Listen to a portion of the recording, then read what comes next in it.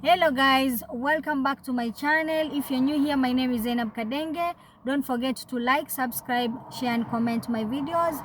I do lifestyle, fashion and vlogs most of the time, but this is something that I'm trying to do sahizi so that I can have a feel of if you guys are going to like it.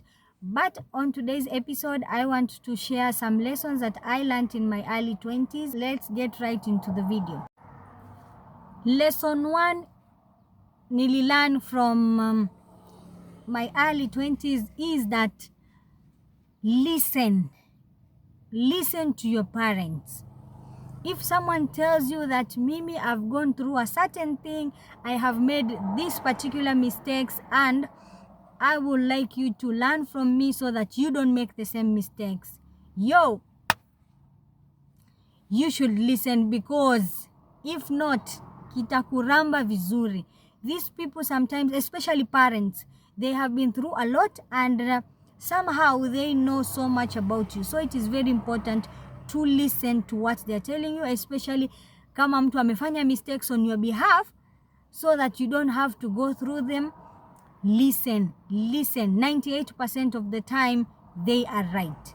So na sisi kama binadamu, if you want to be a smart person, lazima learn from other people's mistakes so that usijipate kwa that same mistake over and over again. Cause ni kama tushapatiwa mwa Kenya like leakage of what you're supposed to do.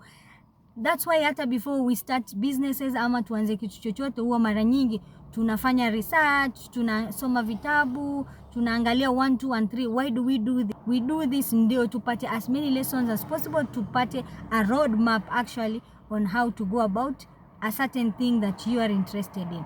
So it is very important to learn from other people's mistake, and especially parents wakikwambia Mary, Mariam, Amina, Zainab, Jennifer, listen to this na hivi ndio inafaa kuwa.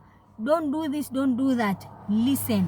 I insist, listen. It is very important kwa sababu there are so many things that I would have avoided in my early 20s, but failure to listen and that ushindani kwamba I want to experience these things by myself and I want to make my own mistakes so that I can learn from them. That was the worst thing that I ever did.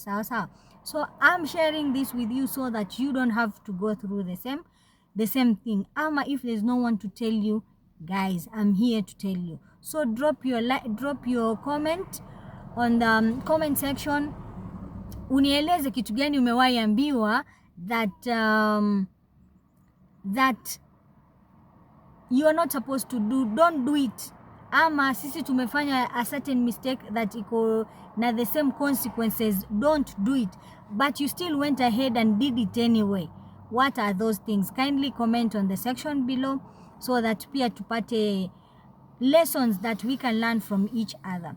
Sasa, the second lesson that I learned, no condition is perfect. So if there's anything you want to do, if there's anything you're curious about, if there's anything that you want to do halfway, you don't have all the resources that you require to start, just start with whatever you have. It doesn't have to be perfect.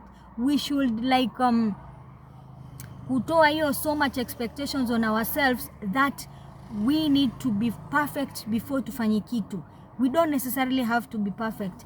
We need to start where we are with what we have so that ikicumulate kidogo kidogo baadaye you can be able to actually put in more resources kwa kazi yako ama kwa whatever you are doing or the skill you're building, ndio ikupatie better results. So nobody is perfect.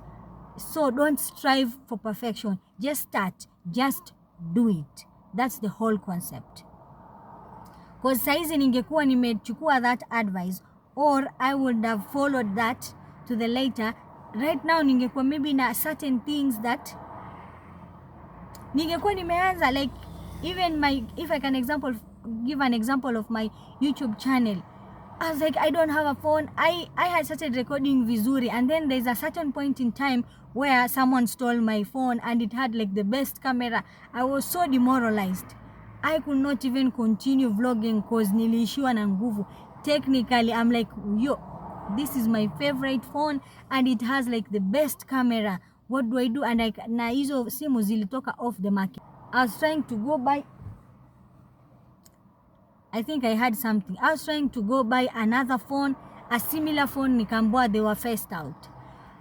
So in case utataka the name of that phone, just comment on the comment section, nitakuandikia the name and the features of that phone. But I think ziko phased out, sijui, because I really tried searching for a similar phone, sikupata. Ndio maana hata kama make so many mistakes in our own religions of choice, you are told, come as you are. Sinda? For my Christian brothers and sisters, Jesus says that come as you are. We are not judging you. We are not this and that. Just come as you are. So if Jesus has given you permission to go as you are, who are you to restrict yourself hapa katika binadamu that we can't even create anyone to meet that level of perfection that God has actually called us to be. Umeona? So it is very important for you to like quit your expectation ya kuwa perfect. You will be just fine. My third advice would be only take advice from people that you value, people that you want to be like them.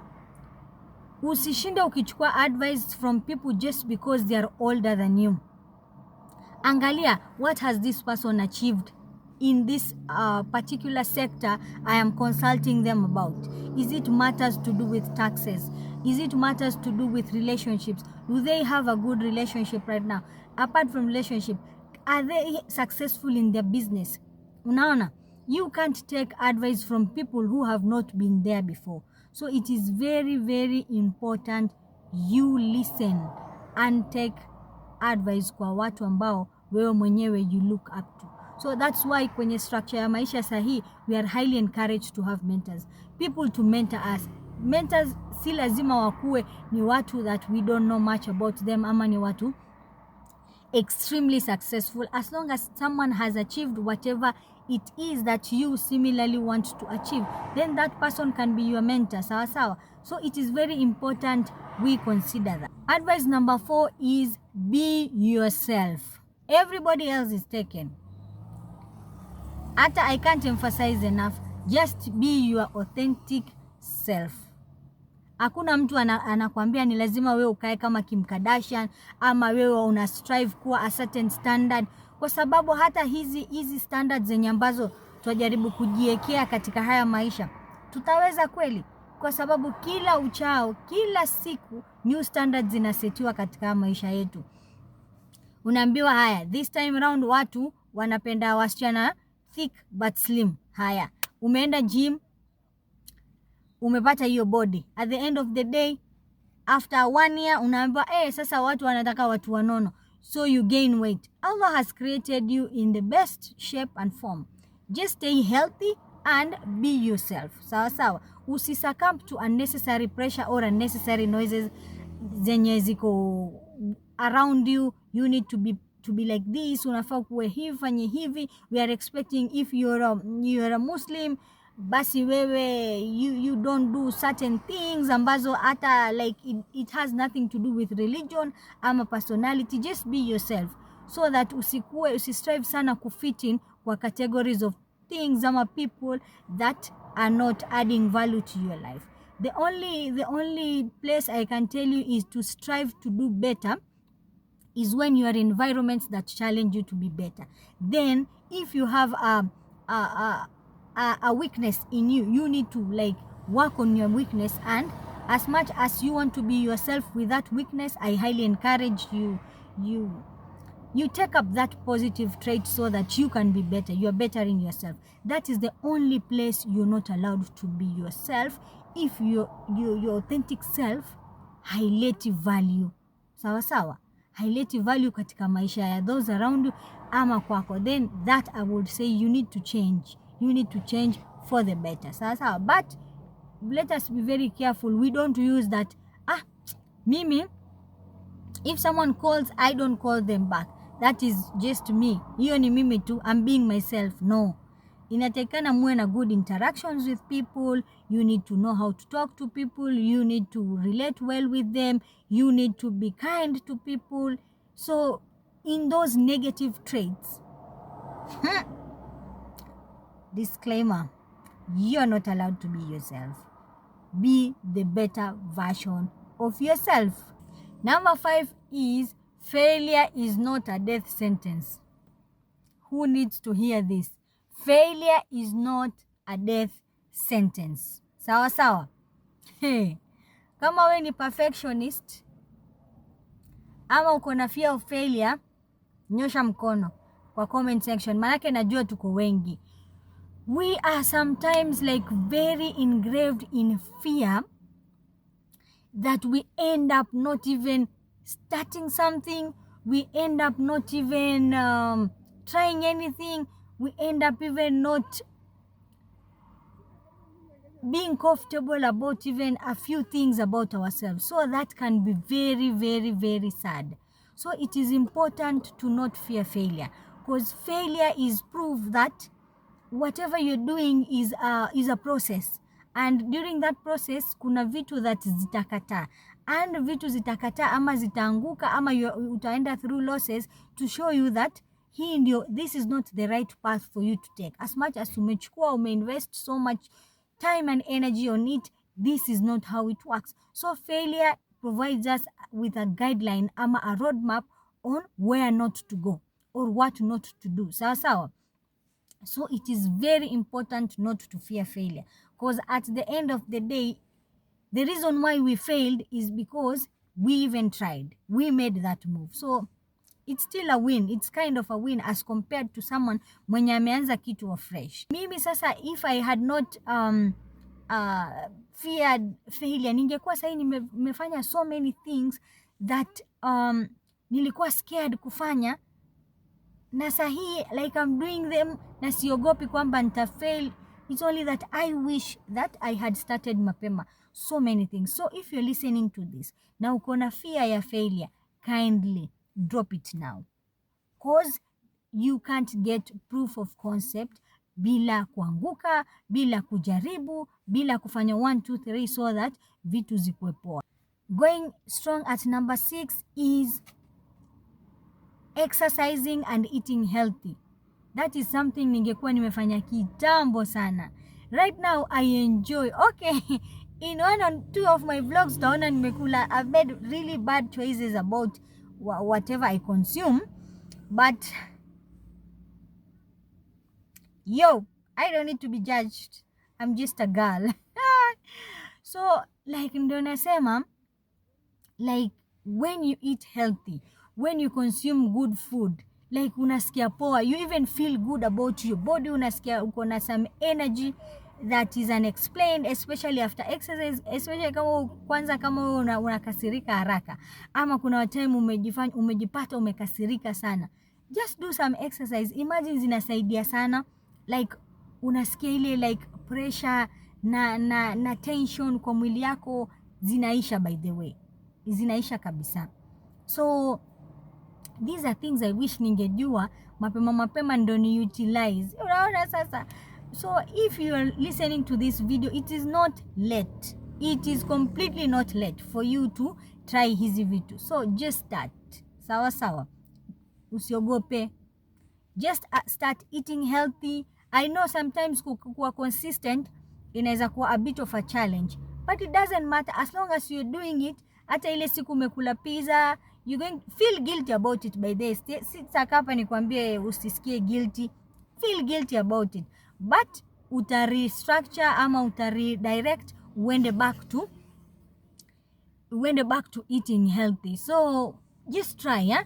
Because at the end of the day, ile time tu umefikiria, oh my goodness, I wish I had eaten some cassava kuliko kukula maybe fries. You get? So it's never late. That's what I'm trying to say. But it would be better if you practice this early enough. Hii sijui niwaambie kama nimeshikilia masikio. Number 7. Going strong at number 7 is decenter men from your life. Decenter them kabisa, because you will spend so much time and energy into meaningless relationships. Na sa hiyo, if you're in love, you don't even know that hii relationship ni meaningless. Oh, I need to get a man. Oh, I need to be married by a certain time. Oh, I need to this. Sasa kama mimi, I had planned to get married by kitu 20 hapo, 2021. Na mpaka saa hii, maybe I'm not married, but spend so much time and energy to make my relationships work, ama for fear that I might end up huko mbele lonely and alone, and what if I don't get a husband? What's my plan B? Girl, take a chill pill, do other things. Ukidecenter, wao ndo watakuja. Just decenter them. Don't make your life about men.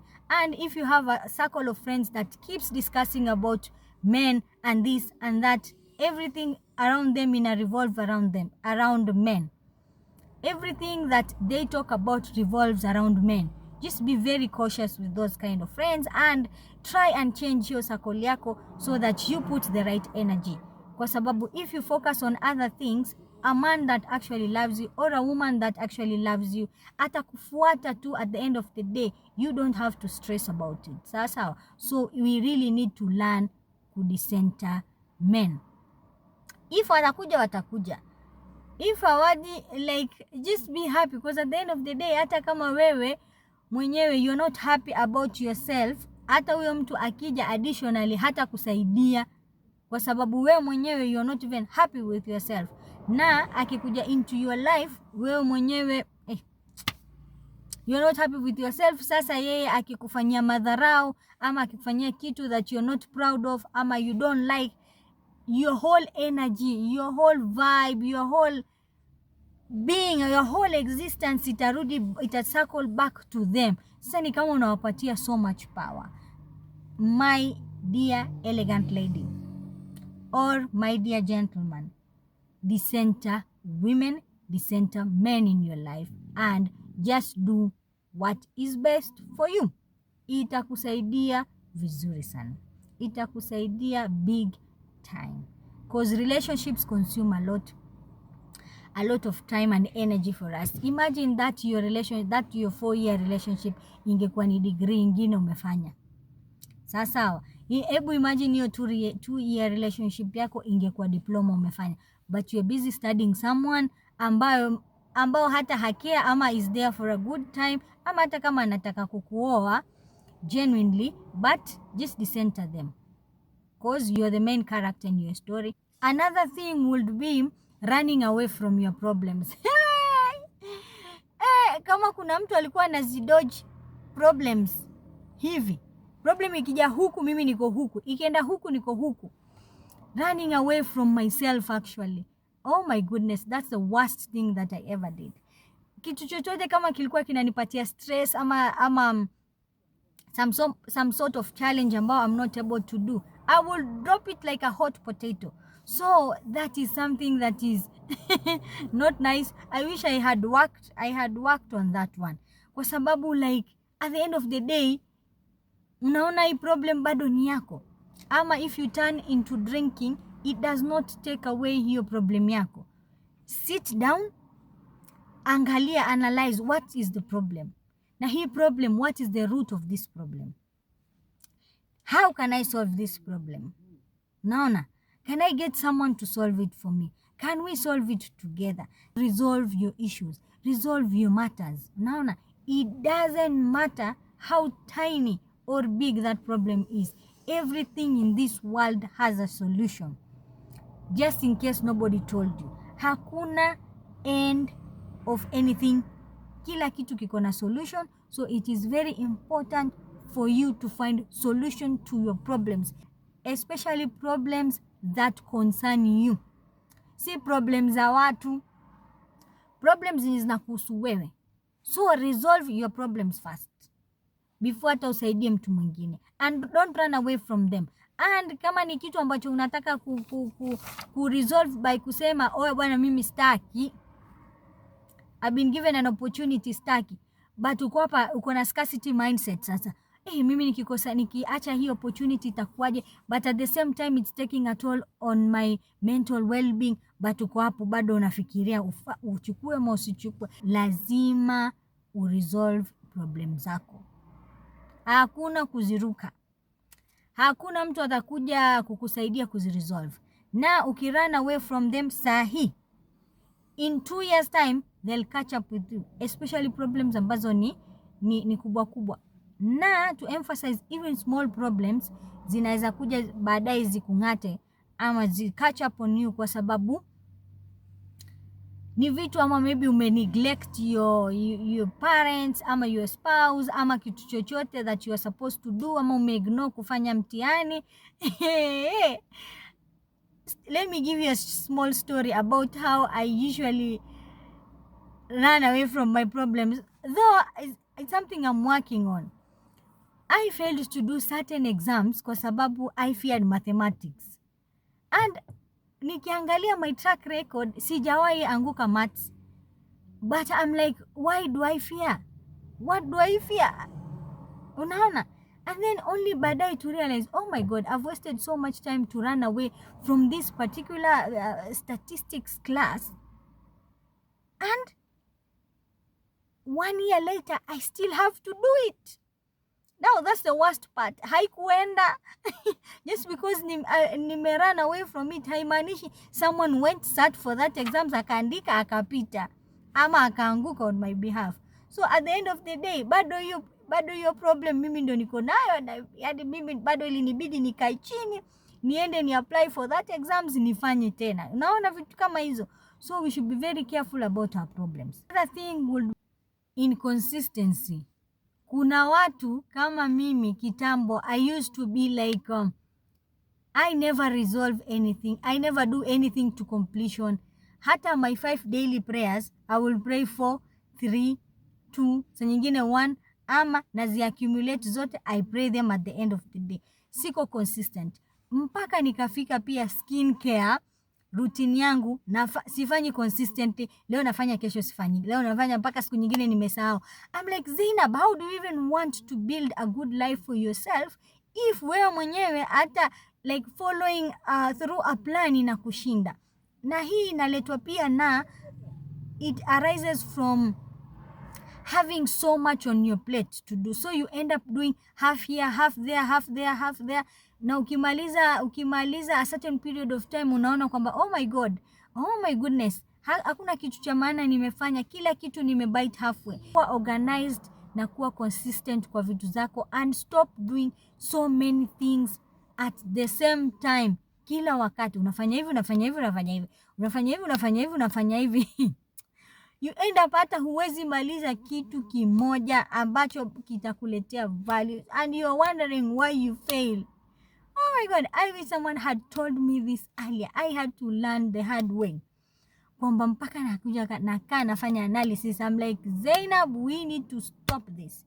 However much you might see that something, mimi going kwa, maybe tuseme, if I can give an example, niende kwa optician kununua specs, nimeiweka kwa maybe vision board yangu, I need to get some new shades kwa vision board yangu, sawa? So that's something that nafaa kufanya, nimeiweka kwa a list of things to do, ama kama vision board yangu. And then I'm like, for this month, kwani hii month nimeweka that nitafanya tu hii kubuy specs, and it is something that is very tiny, I can achieve within minutes. And you are like, sasa siwezi fanya ati hiyo ndo the only task nataka kufanya. I have to add more tasks kwa hii month so that nisiharibu. You end up adding other things, zinakushinda kufanya. My dear elegant woman, unajipata tu hauna kitu, hujafanya anything. So let us be consistent and all that. Adopt it now. Hata kama ni consistency in communication, consistency in waking up, ujulikane kila siku wewe unakuja hapa 5, kama unafika job 5 wewe kila siku unafika 5. Ile consistency in being early pia, it shows you have discipline, and vitu ndogo ndogo haziwezi kukushtua, utakuwa ni vitu unaweza maliza rahisi. Another thing would be staying in a role for a long time. Sawa sawa. Na because you're comfortable but hakuna growth. Hakuna any form of growth. The only difference is that wewe unafanya hiki kitu in so many designs, in so many styles, but it is the same thing. Haikuletei like a bigger value na hakuna any form of growth. And you like being in that space. Kwa sababu ya nini? Kwa sababu it is a familiar space. That's the worst thing ever. Your comfort zone is the worst thing in the world. So, usione kwamba a certain task umezoea kufanya ama kitu chochote umezoea, hata kama ni uko job. If kuna opportunities for people to go outside and maybe kusoma, apart from kusoma, kuna opportunities za kwenda other departments, take it up. Hata kama hujaisomea about it, just take it up, usome. I know most people fear change, but that's the only constant thing in this life. The earlier you're used to it, the better for you. Take that next step. Kwa sababu hakuna growth in doing things that are familiar ama vitu ambavyo ni the same things. Just jitoe hiyo kwa hiyo shell.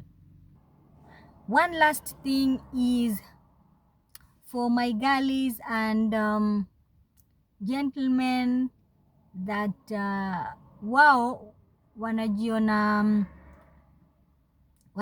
kwamba wanaweza jiwekea kila kitu. They keep everything for themselves, in the sense that if they are going through something, they don't share kabisa. Wanapitia through a lot of things, they keep it to themselves, mpaka saa nyingine nakushika depression na you have no one to talk to about it. Sawa and unajipata katika hali mbaya sana, una fall into depression, huwezi ongea na mtu, vitu zinakukula. But in the real sense, mtu ukizungumza na mtu, haya mambo huwa yanaisha and you feel burden imekuondokea. So it is very important you share with trusted people you trust. If you have a parent, you can share with them. However, watakuwa wakali, watakuwa na hivi, but watakukemea, watakwambia hivi, you're very stupid, nimekusomesha ufanye hivi na hivi, and wewe uko mahali tu umenyamaza. So for I would like to advise women who have kids, especially wako na watoto wasichana, tell them, share with them, especially knowledge to do with sex. Unaweza pata mtu ameshikwa na UTI, ameshikwa na ugonjwa tu, yeast infections and magonjwa tu mengine funny, but wanaona like, I can't tell my parent about it. Atafikiria nini kunihusu? Kwani ataniuliza mimi nafanya nini mpaka nimepata such kind of diseases? Ama saa nyingine hata hajui the kind of diseases ambazo amebeba. The same applies to men. Kama uko na watoto wanaume, just talk to them, muwapatie that free space where they can discuss about their problems and the issues they face. It is very, very important they have that kind of environment, ama they have those kind of parents ambao wako ready kusikiliza. Na actually to solve. Sex education is very important. However much sisi kama wazazi, kama watu wa generation ya kitambo, kwamba tunaogopa kuambia kids about sex, kwa sababu usipowaambia sasa hivi utapata tu some 14-year-old boys that wako na watoto, and hao watoto wanajua vitu haraka. So before even social media gets to them, it is important you train them how to use this social media effectively, the kind of things they should be consuming, and the importance of consuming whatever pages you are recommending to them. So they need to understand the whys behind what you're telling them. It's not even about giving orders ama kuwa streamline and all that. It's about coming into a consensus that this is how we roll as a family of this and this. As this and this family, as this Mitsanze family, this is how we roll. Mona, ndio hata wakienda huko outside, they don't succumb to a certain kind of pressures, because wako na a certain standard at home yenye they feel proud about, not ile kwamba it is out of strictness, it's about it ikue out of we are cool like that, this is how we roll, this is how important we consider ourselves. Sisi kama watoto fulani, we don't do certain things, we don't drink and drive, we don't do this. So like, let us be very involved in our kids' lives.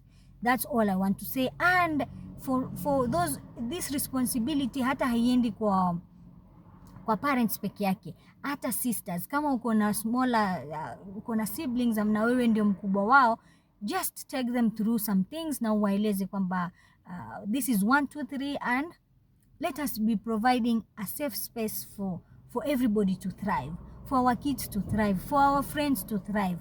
You sometimes forgive a toxic boyfriend of yours, especially women, and that particular friend wako mwenye amefanya tu one mistake, uwezi msamehe. Kwa nini? You get? Mpaka yeye ni best yako, but hata ukisema basi umemsamehe, she is walking on eggshells. Yani hauwezi, like, you're not providing a good space. We need more of that, because in this country tayari we are going through a lot. We are going through a lot, and it is important. So thank you guys for watching. If you have reached this far, thank you for watching. Remember to subscribe to my channel and leave a comment if you really like this video, and nawapenda sana. See you in my next one. Bye.